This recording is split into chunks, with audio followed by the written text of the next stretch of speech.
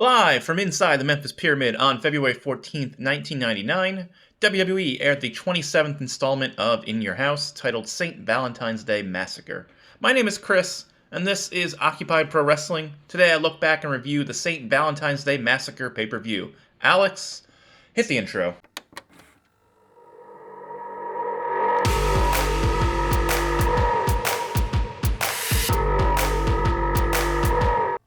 So 25 years ago, 8-year-old me stood in the doorway of my grandfather's bedroom watching this show, one of 450,000 households to do so that night.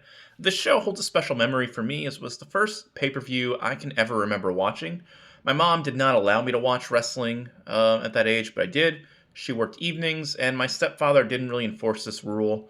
Though he would maddenly flip channels from Raw to whatever football or hockey or baseball or basketball game that was also on. We missed things. It was awful. I'm not even sure I watched the whole thing that night. It was on a Sunday. Why was I still at my grandparents' house? And why wasn't I going to school the next day? You know, I have memory snippets of China saying, "Happy Valentine's Day, sweetheart." Oh, my impressions. So bad. And I have a much more vivid memory of the main event, Stone Cold versus Mr. McMahon, but I've also seen that match many times since I own the McMahon versus Stone Cold VHS. So before I take this trip down wrestling memory lane, why don't you take this trip with your mouse cursor and finger and hit subscribe? This is a passion project for Alex and I, and we'd like to share that passion with as many wrestling fans as possible. Hit the like button and bell icon for notifications, and leave a comment below mentioning something trendy like Kendrick versus Drake. I totally talked about it in this video, remember?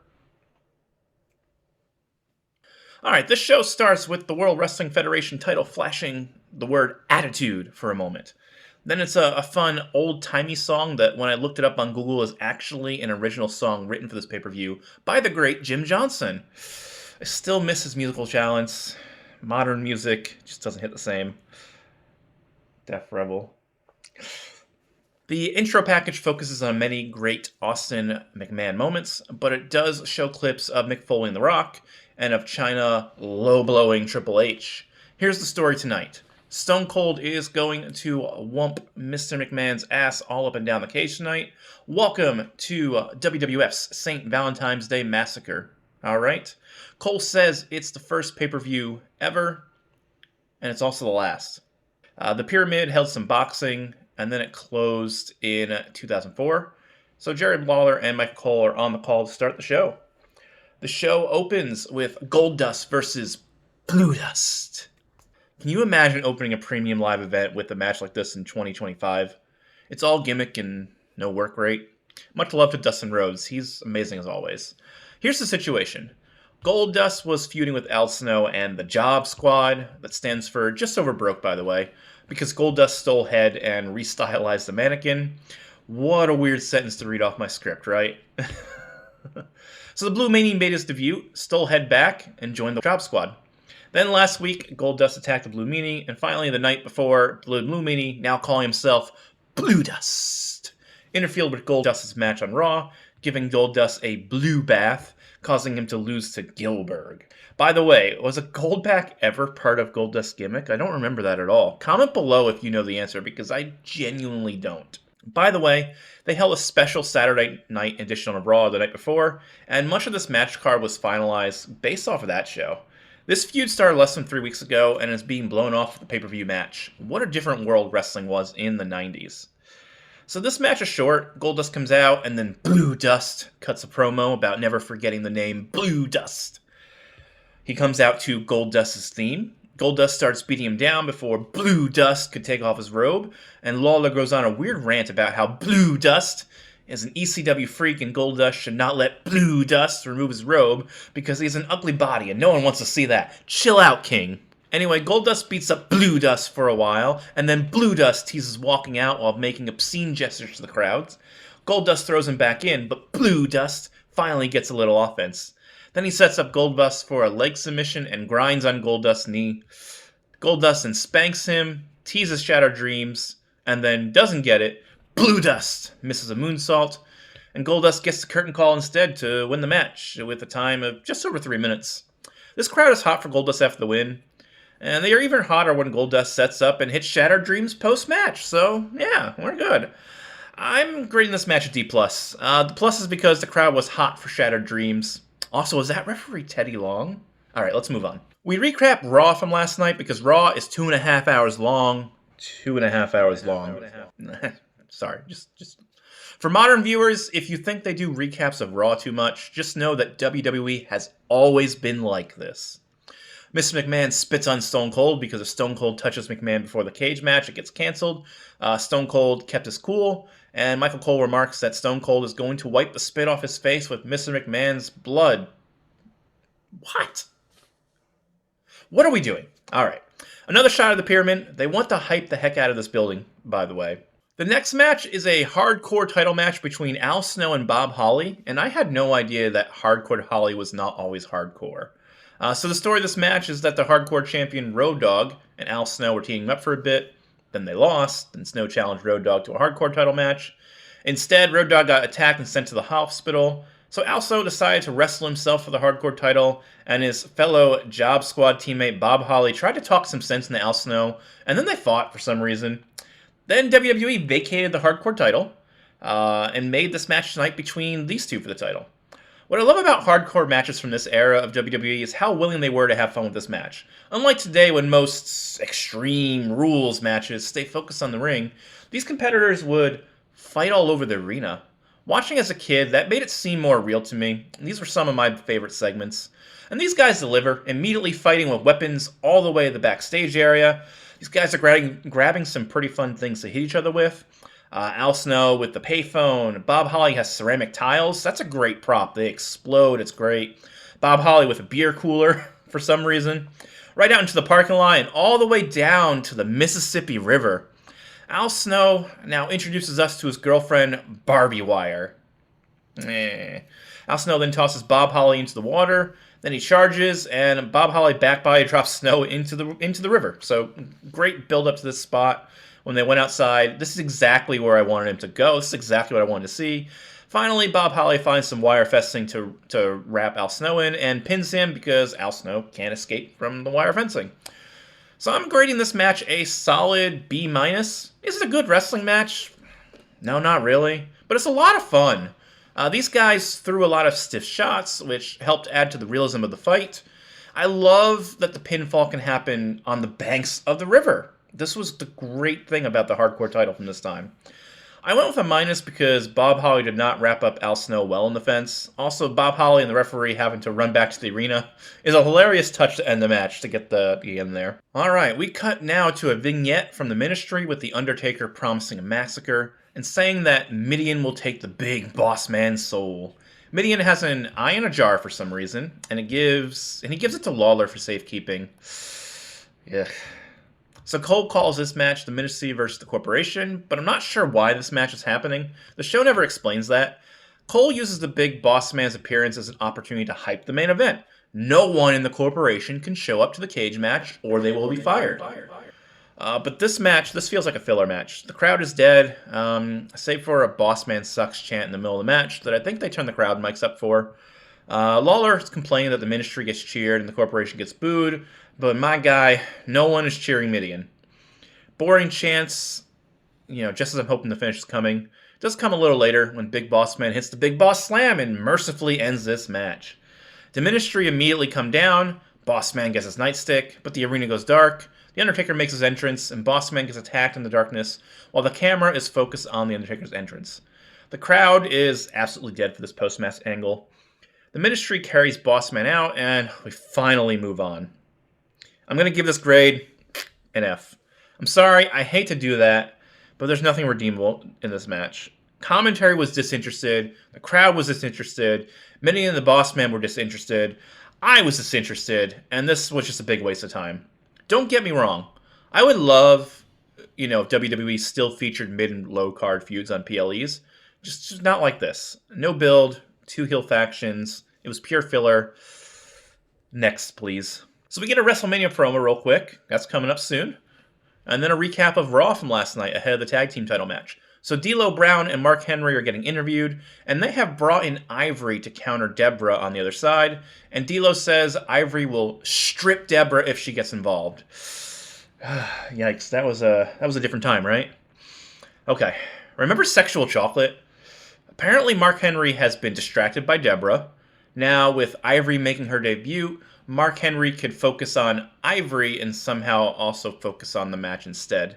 Yes, the logic tracks. Also, Ivory is here to rip off Deborah's clothes, which will also help Mark Henry focus. Yes, the logic tracks. Anyway, they get to the ring. Henry gives Deborah a Valentine's Day gift.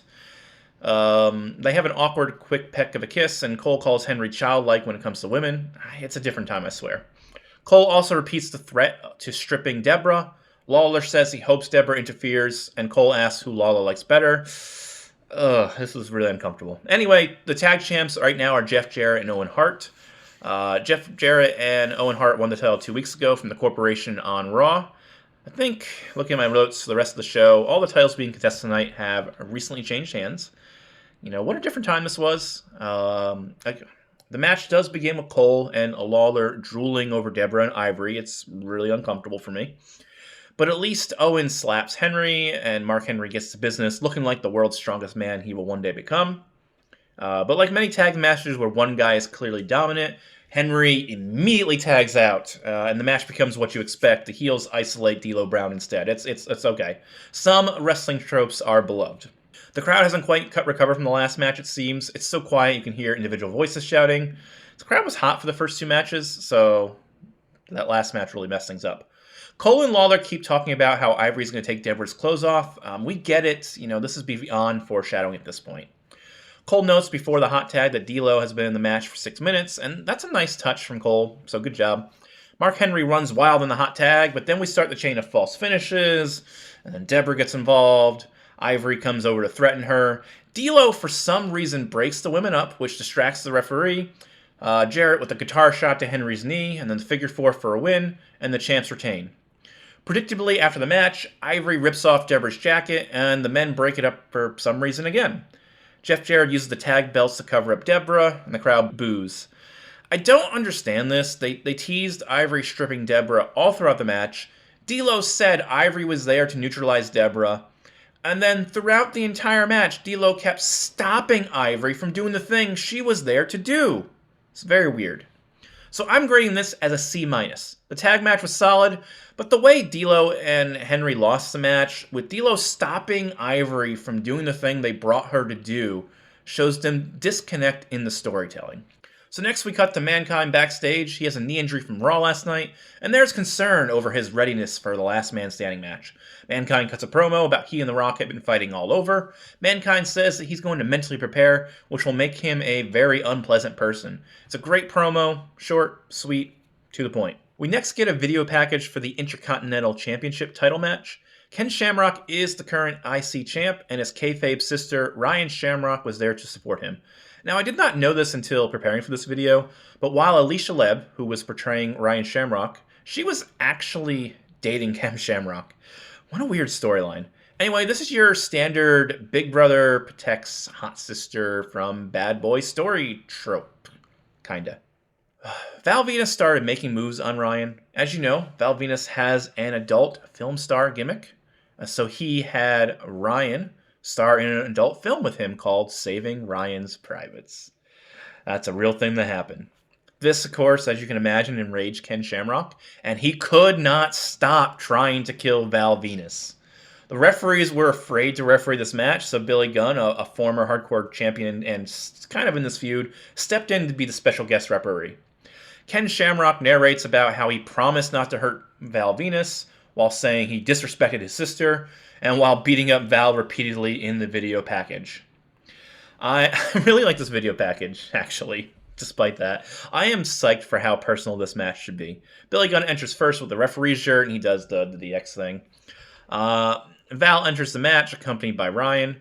I do have to say, Ryan is really good in her role as Val's valet. She has this devilish expression on her face when they come to the ring, and Val cuts a promo about having a heart-on. What? Heart-on. What? Heart-on, Alex, for all the ladies in the arena. Heart. What? Ken Shamrock makes his entrance and rushes to the ring, and this is exactly what I wanted to see to sell this feud. Lawler says he saw all the adult film movies Val and Ryan made, so weird, dude. I miss Ken Shamrock. Watching this match, everything he does is with aggression, with violence. My guess is that he's supposed to be the heel, because obviously Val making adult videos with a hot woman makes him the hero, but I'm not exactly sure. Lawler, when he's not recounting how great the adult films Ryan and Val did, or wondering if Val used certain wrestling moves on Ryan in the bedroom, defends Ken Shamrock as the big brother who just knows best. There's some tension between Shamrock and Gunn as Gunn seemingly slow counts pins, and Shamrock starts arguing with Gunn as his pinfalls get slower the more he argues. We get to the finish when Shamrock has Val Venus in an ankle lock to try and force a tap out since the pins are too slow. Just as Val is about to tap out, Ryan reaches into the ring and pulls Val to the bottom rope. Ken loses his shit and goes out to yell at Ryan about the betrayal. My dude, she is already dating him and starring with adult films with him. What did you expect? Anyway, Ryan slaps Ken, and Billy Gunn gets out of the ring to separate them. Ken, enraged, shoves Billy Gunn, who responds with a punch. He rams Shamrock to the ring post. He rolls into the ring and then counts a quick pin to give Val Venus the match and the title before leaving the ring himself in anger. Shamrock immediately chases down Billy Gunn to brawl with him. Shamrock walks back to the back, still yelling, and then Billy Gunn runs back to the ring to attack Val Venus for some reason. Crotch chops, and that's the end of the segment. I grade this as a B. It was a solid match with a lot of emotion, and it could have been a plus if not for Shamrock and Guns just making some odd decisions at the end. Next up is Triple H and X-Pac versus Kane and Chyna representing the corporation. We get a video package recapping the feud. Triple H was fighting The Rock in an I Quit match the night after Raw for the WWF title. The finish of the match came when the corporation attacked Chyna, and Kane threatened to chokeslam her if Triple H didn't quit. So he did. Chyna then rewarded this by low-broing Triple H after the match, revealing she had been joined the corporation this whole time. They have Chyna's betrayal promo cut in with the video, and then at the end she says the line, St. Valentine's Day Massacre, Happy Valentine's Day, sweetheart. Nice. End this video roll with credits, Alex. I did it. I do have to say, for all the shit WWE does to women in this time period and then the 2000s, they treat Chyna as an equal to the men during this period as well, and I think it holds up to today. So DX makes their entrance. It's Triple H and X-Pac. They do the DX thing for the fans. I don't know why I'm throwing up the X sign. That's the medical sign, actually. The crotch chops for the fans. I'm surprised the corporation lets this happen, but you gots to give the people what they want. So the match begins, and Shane McMahon makes his way to commentary. Triple H is wearing Chyna's merchandise, and then he rips it off himself. I have to admit, young Shane on commentary is endearing. Triple H and Kane are wearing red and black, so that has to be awkward in catering. It's clear the crowd wanted to see Chyna in the match, and they delivered early. What's more, Chyna wrestling got cheers. X-Pac tossing in the corner got cheers too. So this was truly a monumental moment in wrestling, as Chyna was treated more or less as an equal to her peer, at least in some ways. They did limit Chyna's participation in the match. I don't think for her first match with men ever they wanted Triple H and X-Pac beating her down. But Kane constantly tagged himself in, much to the chagrin of everyone involved. Kane also stopped Triple H from punching Chyna in the face. And Chyna reversed most real moves that Triple H attempted on her. It's a very odd the way that worked out. X-Pac seemed to be allowed to wrestle Chyna more conventionally. After Kane fairly got control of the match, though, we saw more typical tag team tactics between him and Chyna on Triple H and X-Pac, isolating X-Pac and taking cheap shots at Triple H on the apron. The match breaks down after the hot tag for Triple H, and he does strike Chyna before Kane gets involved again. The broadcast catches X-Pac yelling at Chyna, "Corner!" Oof. And then moments later, he blindsides her in the corner and does the Bronco Buster on her to massive cheers. This just knocks her out of the match. Shane tries to interfere again, and X-Pac chases him off. This distracts the ref, and Kane chokeslams Triple H before dragging Chyna over him for the 3 count. Chyna gets her first win against the men. So I'm grading this a B. I really enjoyed this match. I can tell WWE were testing the waters for the audience's tolerance of a woman taking wrestling moves from the men. Chyna never ended up getting suplexed, DDT'd, or taking any conventional moves like that. X-Pac did like a hammerlock and an armbar. And if X-Pac or Triple H strike Chyna, it would only happen once. X-Pac did finish China by splashing her in the corner and doing the Bronco Buster, and then that was the most significant damage she took during the match. I should give this match a minus for that. Chyna barely got involved, and then that knocks her out, basically. But despite this impeding the larger story, this is the first time WWE allowed China to wrestle them in like this, and it was good. It was entertaining. I think all 4 performers did great here. Next, it's time for the WWE Championship match, and Cole said there must be a winner. This is Last Man Standing, the sequel to Halftime Heat. They cut to ambulance waiting to bring either Mankind or The Rock to the hospital. This feud is hot, and someone might die. The stakes are real. Now it's time for the video package. You may remember that on January 4th, 1999, Mankind put 600,000 butts in the seats to capture the WWE title from The Rock. This was after beating The Rock at Rock Bottom, the pay-per-view, but Mr. McMahon decided to overturn the decision because The Rock passed out instead of tapping out. Then The Rock got the title back in an I Quit match at the Royal Rumble, using a voice recording to cheat the outcome, and then Mankind got it back at Halftime Heat, using a forklift to pin the champion. Lots of back and forth title changes that WWE would not dare do today with their top title, which is a shame. This feud was hot and exciting, and when WWE brings out the ambulances and said these men might need to be rushed to the hospital after this match, I believe it. This was a wild feud, and if you want Occupy Pro Wrestling to cover this feud in a future video, please like, subscribe, comment. We'll see what we can do. The story of this match I mentioned earlier, but as Mankind is backstage during the Heat pre-show, telling the fans in the arena, I feel great, I feel great. The Rock has a medical wastebasket, and he hits Mankind in the back of the knee. Cole has brought up this knee injury a couple times tonight, and now we're seeing it pay off on pay-per-view. This is the Last Man Standing match. Targeting the knee is great storytelling, by the way. Both The Rock and the Mankind make their entrances. Cole says Mankind is the most unlikeliest WWF champion ever, and to that I say, don't hinder the ginger. Their entrances are a little tepid, and after that the bell rings and they stare down. Mankind starts by turning to the corner and putting his arms behind his back. This is a callback to the Royal Rumble when The Rock handcuffed Mankind, and Cole cannot stop fornicating over the idea that Mankind is luring The Rock in. I hate it when commentary telegraphs what's about to happen. But Mankind, instead, gets beat down for a solid minute before he hits The Rock with the title belt. Then they take it out of the ring, and this match so far lacks the urgency that a feud of this level should have. Halftime Heat had no fans in attendance, and there was more urgency to beat the other up during that match. The first big spot of this match sees them get on a random table in the crowd that looks like it's about to break with them standing on it, but they manage DDT to take care of it properly. This match is 22 minutes long. It's the longest on the card, so I'm going to skip some sections, so go check it out if you need to refresh your mind. Maybe because this is one of many matches they had in this feud that it makes sense to be plotting, but compare this to the Shamrock and Venus earlier for Hated Rivals, this match plods along for the first 5 minutes. The Rock jumps on commentary after beating up Mankind around ringside. This is funny, and a welcome break to the match. Mankind recovers, beats him up around the commentary table, lays him across it, and then jumps from the apron and barely connects with an elbow.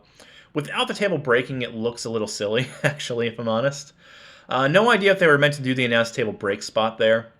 So, back in the ring, The Rock avoids the steel steps, and then goes to work on the injured knee we talked about earlier, and this goes on for a bit until Mankind dodges a chair shot, and it rebounds off the ropes into The Rock's face.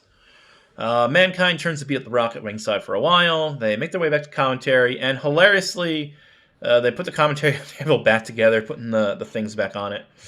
Mankind teases the pile driver onto the table, and The Rock bat drops him straight to the floor, catching part of the table and the barricade in a nasty-looking spot that has Cole shouting, "No, no, no!" over and over again. The Rock drops the stairs on him from the ring, too. Ouch. Corporate elbow, and The Rock grabs a microphone to taunt Mankind, and he sings a song while occasionally stomping on Mankind. This is also very funny, and I kind of like it when the heel trash talks, I say kinda. I love it when a heel trash talks in the middle of the match. Mankind gets the mandible claw, and Rock makes choking sounds into the microphone. Oh, Alex, you better not air that. What? That's really bad. What?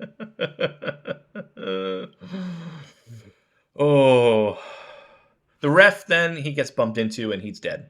You know, refs, they died.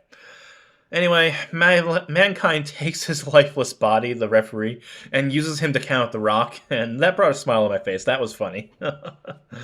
This match, I'm realizing as we're going through, it's more funny than anything else. I know I complained this match wasn't intense as the feud prescribed, but I also appreciate the character work here in this match too.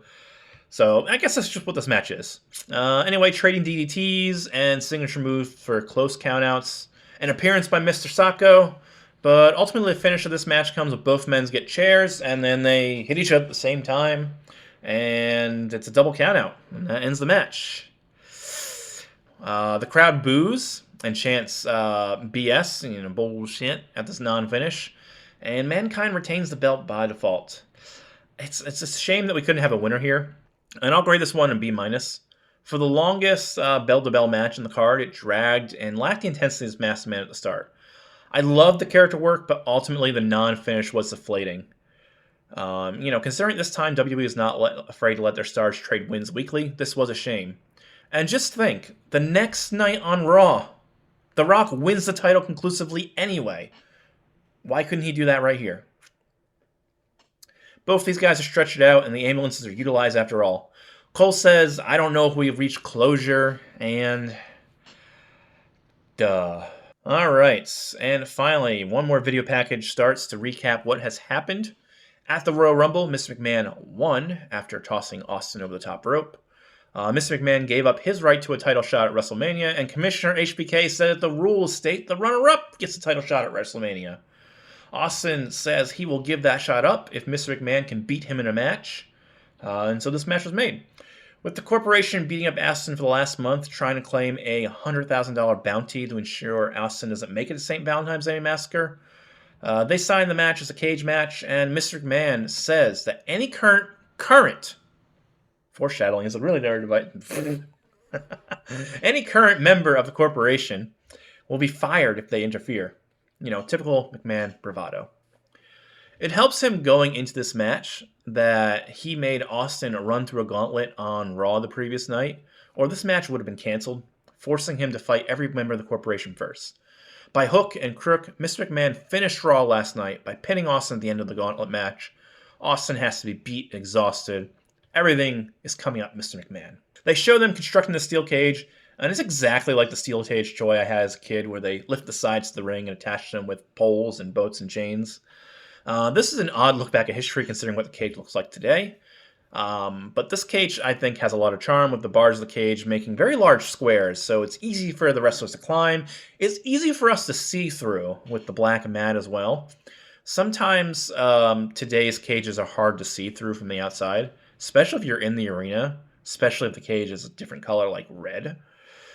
Anyway, the stakes for tonight are simple. If Mr. McMahon escapes the cage, Austin cannot main event WrestleMania. Glass shatters, and Austin arrives to a hot cloud. Mr. McMahon is out next, and he slowly makes his way to ringside. The Mr. McMahon thing. Actually, it's more like because he's got these big muscles now. I forgot how jacked he used to be. Mr. McMahon spends a lot of time outside, checking his gloves, checking the cage, teasing climbing in, but not entering. Mr. McMahon not entering is doing great to work the crowd and work Austin. Austin has had enough of this and exits the cage and chases him around the ring. Mr. McMahon then gets inside the cage and doesn't allow Austin to come in through the door. Austin tries to climb the cage, and Mr. McMahon attacks his hands to keep him out.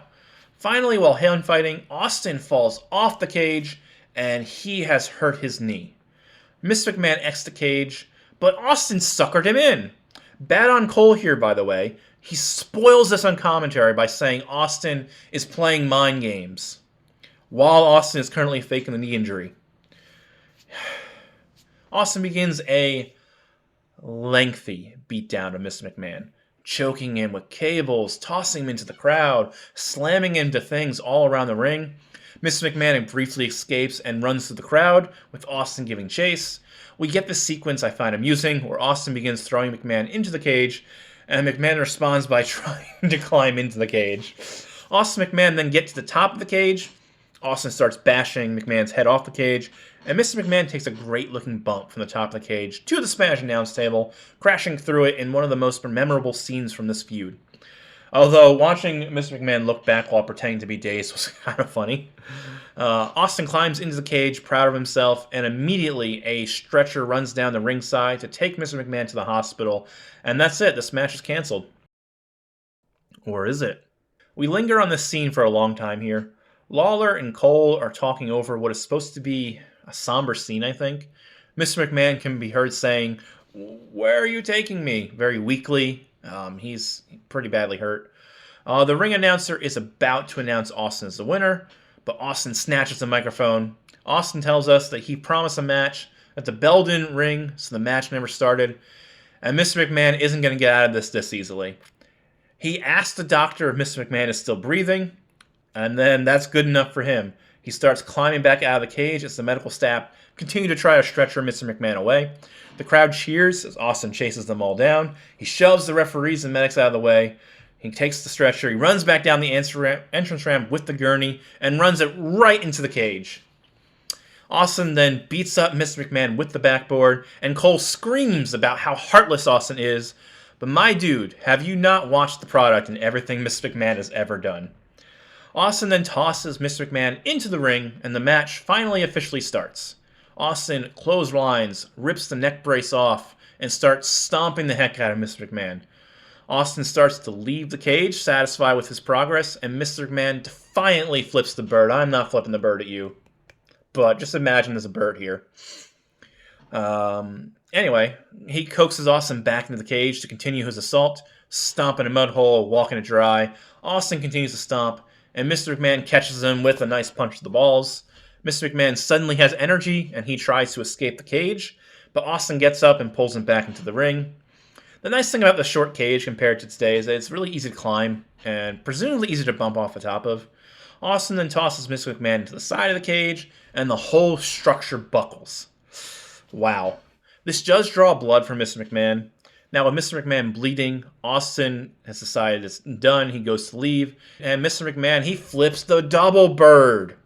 And Austin climbs back in. Austin beats down Mr. McMahon some more. And he finally hits the stunner. And Mr. McMahon kind of takes it weird. Austin gets down the mat to jaw with Mr. McMahon. And a giant man climbs into the ring, punching a hole through the canvas. It's the Big Show, or Paul White, as Cole calls him here. Paul grabs Austin and starts tossing him into the cage and knocking him around. He is huge. He is massive. He helps Mr. McMahon to his feet, and the boss directs traffic to toss Austin hard into the cage. Big Show scoops him up and heaves him at the side of the cage over the top rope, which breaks free, swings free. Austin falls to the floor, escaping the cage and winning the match. This is my favorite cage finish of all time. Just the idea of someone breaking through the cage ever since I saw it this night. I was also mentally playing a game in my head to see if there would ever bump in the corner Big Show emerged from.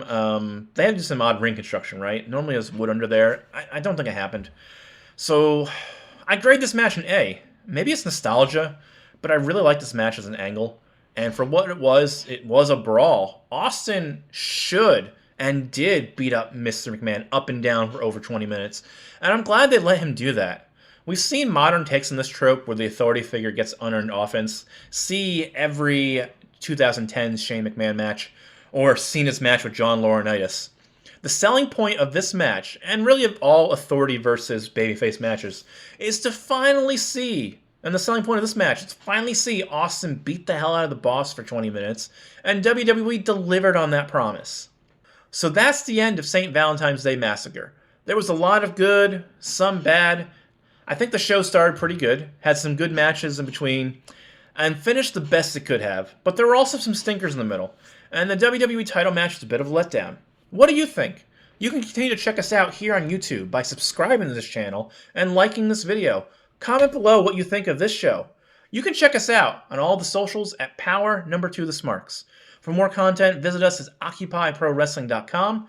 And for all of us here at OPW, and all of us as Alex and I, as usual, I will see you next time. Alex, play the outro.